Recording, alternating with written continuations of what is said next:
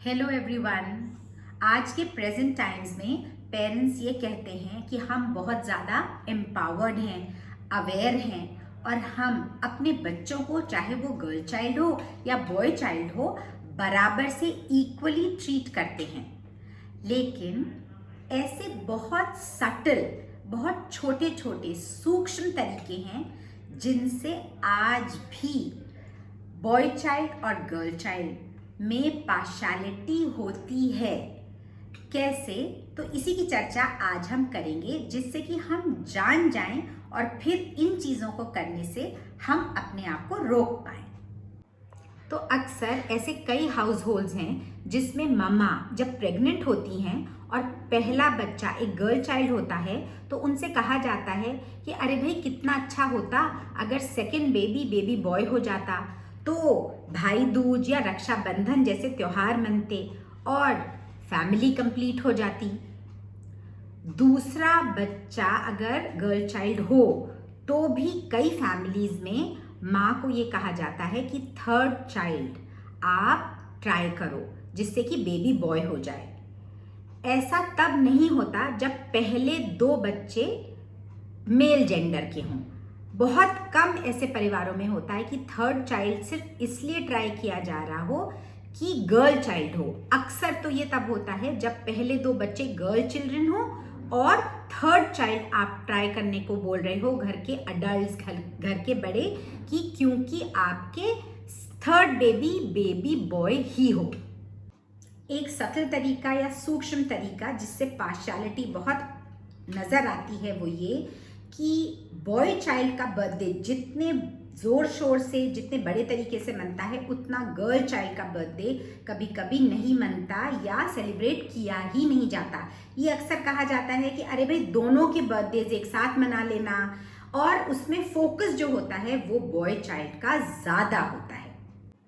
Education में भी ये पार्शियलिटी नजर आती है, जहाँ पे स्कूल की चॉइसेस एक बॉय चाइल्ड के लिए ज़्यादा अच्छी तरीके से एक्सप्लोर की जाती हैं। कॉन्वेंट्स में या बेहतर पब्लिक स्कूल्स में बच्चों को डाला जाता है as compare to the girl child. उनको हमेशा ये कहा जाता है कि ठीक है, पढ़ने तो भेज रहे हैं लेकिन कोई भी स्कूल चलेगा। तो ये भी एक पार्शियलिटी है जो बहुत सूक्ष्म है, सटल है, लेकिन ये अक्सर घर में दिखाई देती है।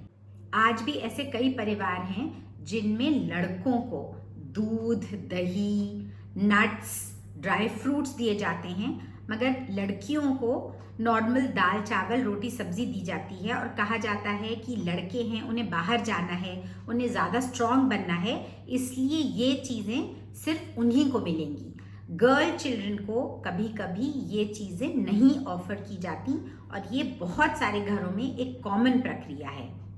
गर्ल चाइल्ड क्या पहनेगी, किस तरह से बैठेगी, जब उसका मेनार्के होगा तो बिल्कुल हश हश रहेगी, किसी से बात नहीं करेगी, ये भी अक्सर देखने में आता है। तो ये भी एक पार्शियलिटी का ही तरीका है।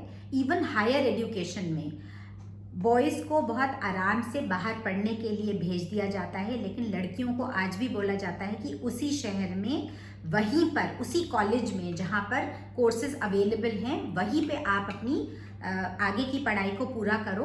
बाहर जाने की पाबंदियाँ अक्सर लड़कियों पर लगाई जाती हैं और कभी कभी पोटेंशियल होते हुए भी पेरेंट्स उनके ऊपर उतना खर्च करना नहीं चाहते। बार बार ये जताना कि लड़कियों में कॉन्फिडेंस नहीं है, वो बहुत सारे काम जैसे ड्राइविंग, स्विमिंग, इंडिपेंडेंटली ट्रैवलिंग नहीं कर सकती।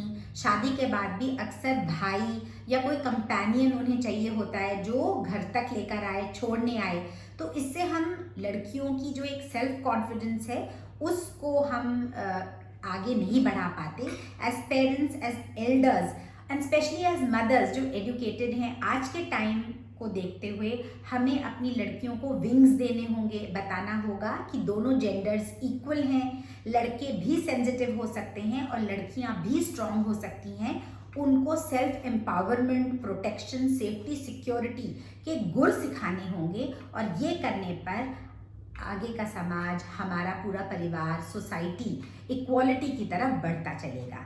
ये एक चर्चा है जो बेटियों के लिए, हमारे बेटों के लिए भी बहुत इम्पॉर्टेंट है, लड़के भी सेंसिटिव बने, लड़कियां भी स्ट्रांग बने और तभी ये सोसाइटी इक्वालिटी की तरफ बहुत आराम से प्यार से बढ़ पाएगी।